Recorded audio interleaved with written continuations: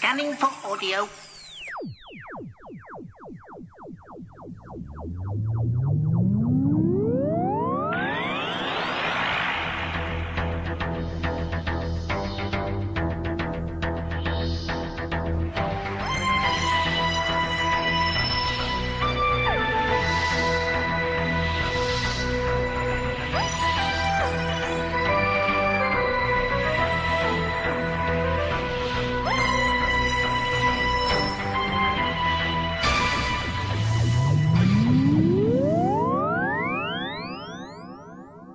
Welcome to a Tin Dog podcast, this time talking about A.L. Kennedy's The Droisden Curse, released on the 23rd of July 2015. Every year, BBC Books managed to produce a rather nice hardback novel. And yes, we know that City of Death's come out, but it's something to get you through the summer, something it comes in around the 300-page mark, and something that produces, well, it's taken from a different author, someone you weren't truly expecting as a Doctor Who author, somebody with a bit of, well, let's call it credibility. And A.L. Kennedy, the author of 15 books, twice been selected as Britain's best novelist, and she's won a huge amount of awards, including the Costa Book of the Year back in 2007, is a massive Doctor Who fan. She's also one of those literate authors. You know, the sort of thing that snobs like. She's a Fellow of the Royal Society, a Fellow of the Society of Literature, and she's also a lecturer at Warwick University. What is it about Warwick University and their English department? That's another podcast for another time. So this person with, let's call it, a decent track record has come to us with, well, a Doctor Who book. So The Droisden Curse is a fourth Doctor novel, which is odd. Is this some sort of an attempt to crack the American market? Or are the, let's call him the Capaldi Doctor, I really can't call him the 12th, and I really can't, and I'm so sorry, I'm being pedantic, and it's pointless, and I'm sorry. It's a fourth Doctor novel, which is odd, because we've just had City of Death. But that's fine. You see, this, like, say, Blink, was based on What I Did in My Summer by Sally Sparrow, is based on a story from Time Trips, which is basically a different version of Short Trips. It's short stories combined into one marvellous thing, almost novella length.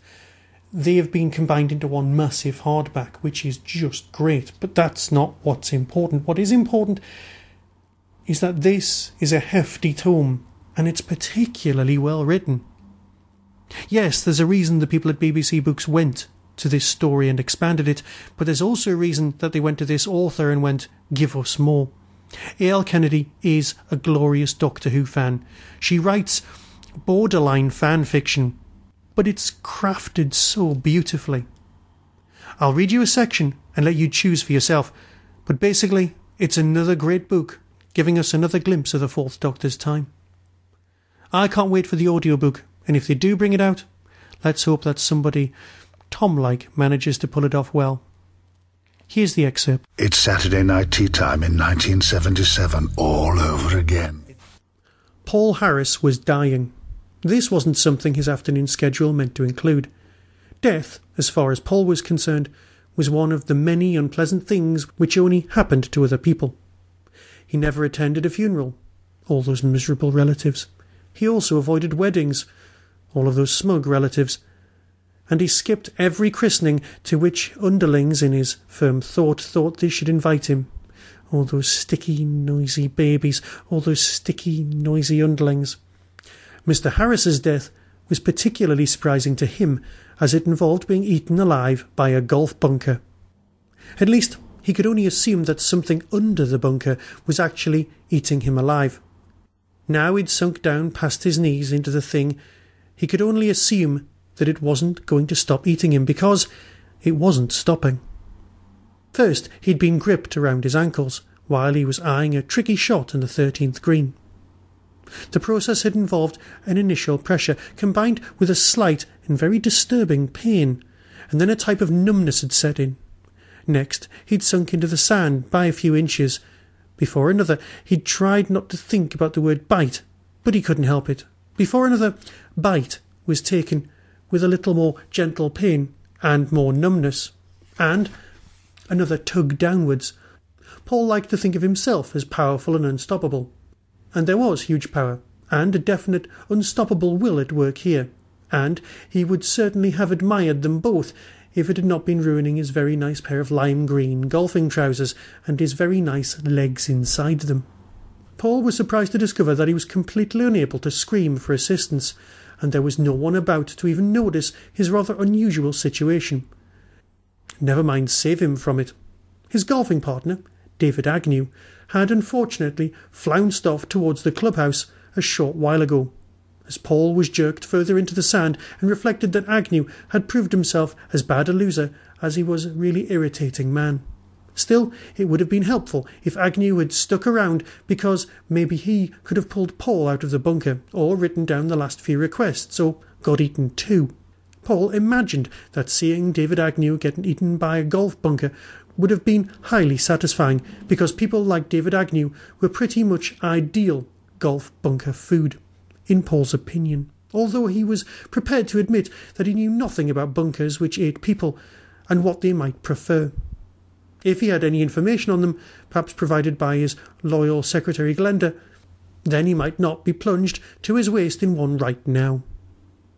The list of things that Mr. Harris knew nothing about was extensive. He had never at all been curious about those aspects of the world which didn't benefit him directly. Nevertheless, the most inquisitive human alive on Earth at that time still wouldn't have known Paul was being consumed by a creature so old and so mythical the universe had almost completely forgotten it ever was. The thing had passed beyond legend and was now simply a vague anxiety at the edge of reality's nightmares.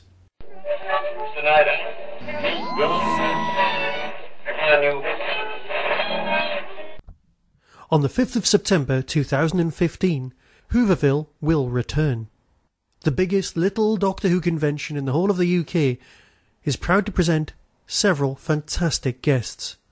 First off is the Colin Baker, a man who needs absolutely no introduction. Guests also include the author Jenny Colgan, responsible for Dark Horizons and Time Trips, Richard Marson, the man behind JNT, The Life and Scandalous Times, and the brand new book Drama and Delight, the biography of Verity Lambert, Dan Starkey, the man behind the mask when it comes to Commander Strax, and of course Ian the Elf in the Christmas special, Terence Dix, one of the men behind the Third Doctor and more Target novelisations than you can shake a stick at, the actor David Benson, from Robot of Sherwood, Iris Wildtime and the Scarifiers, Matthew Waterhouse, yes, Adrake, Michael Pickwood, the current production manager on Doctor Who, and Karen Louise Hollis, author of The Man Behind the Master, the biography of Anthony Ainley.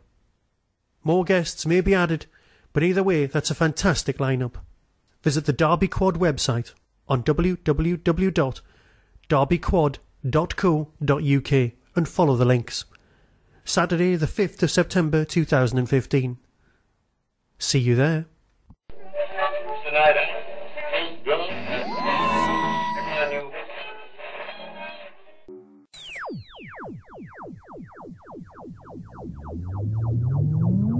You've been listening to the Tin Dog Podcast, available on RSS, iTunes, Stitcher, Audio Boom and Tumblr. Doctor Who and its associated works are copyright of the BBC. No infringement is intended. You can contact the show, donate, buy merchandise or find out more about my other projects by visiting the Tin Dog Podcast homepage and clicking on the links. The Tin Dog Podcast is a founder member of the Doctor Who Podcast Alliance.